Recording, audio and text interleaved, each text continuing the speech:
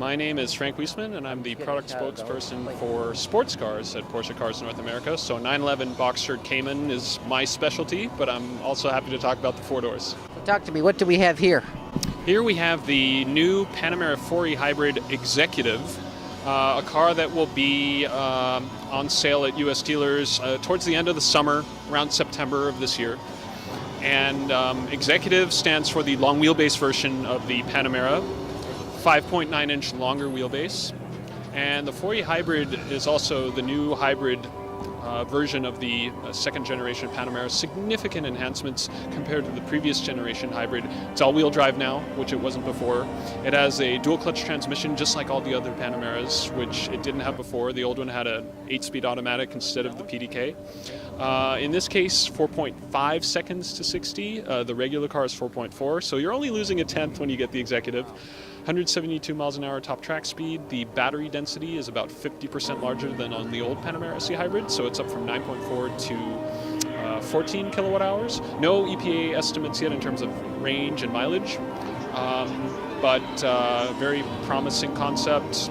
The hybrid strategy, the way the system uses the battery, uses a lot more battery for boost than the one before. It's taken from the 918, where the hybrid was not just a benefactor for efficiency, but also for performance. And that's kind of where you're going to see Porsche heading in the future, utilizing the hybrid not just as a means to boost fuel economy, but also to make the car more engaging, more performant, and faster. So a benefit for both aspects of what we like to do. Now, how is it similar or different from others in the market? Well, it's a Porsche.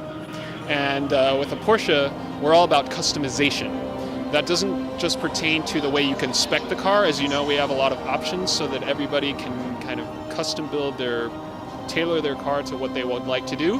But it also relates to the hybrid drivetrain. Just like on our regular cars, you have the regular mode, Sport, Sport Plus. The system responds differently. It has a hybrid auto mode, which is kind of the default hybrid mode. There's also an e-charge mode, where you can use the combustion engine to charge the electric battery.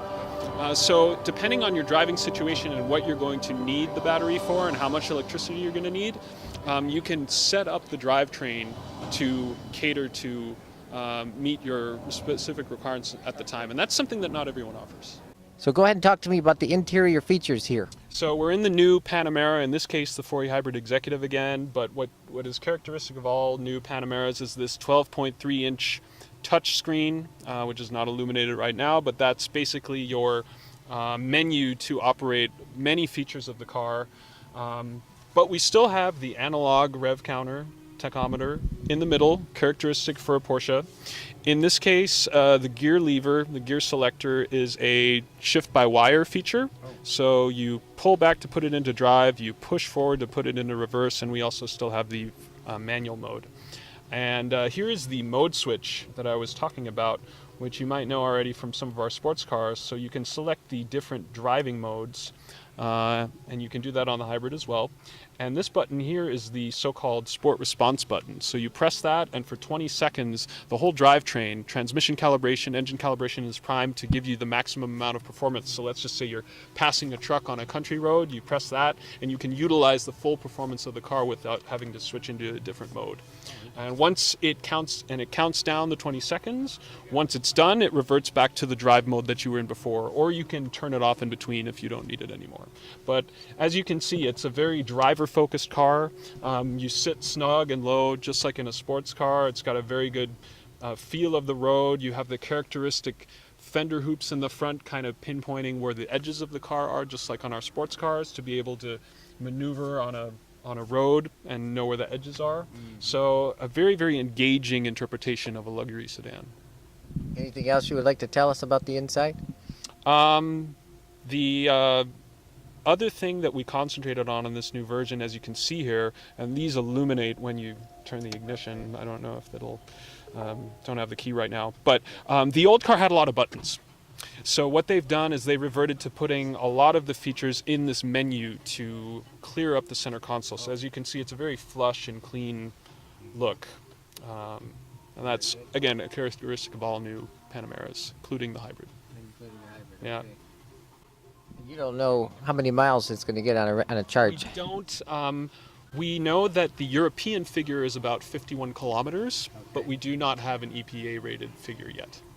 Given the car is still a number of months out from being at dealers, we don't expect that figure for another couple of months. Probably at the New York Auto Show. Possibly, maybe later than that. We don't know exactly when we'll see that, but we will have it eventually. We just don't have it yet.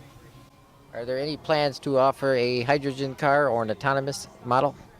Hydrogen, not that I'm aware of. Obviously, autonomous driving is something that everybody is looking at.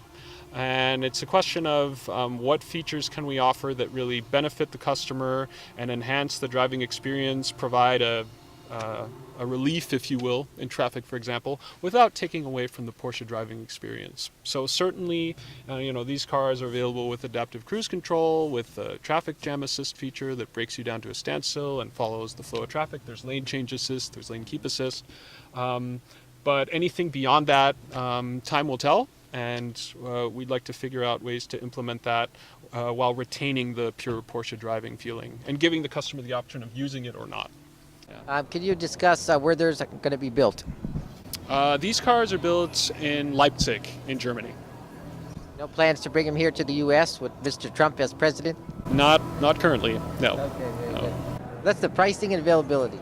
Availability, as I said, is towards the end of the summer of 2017.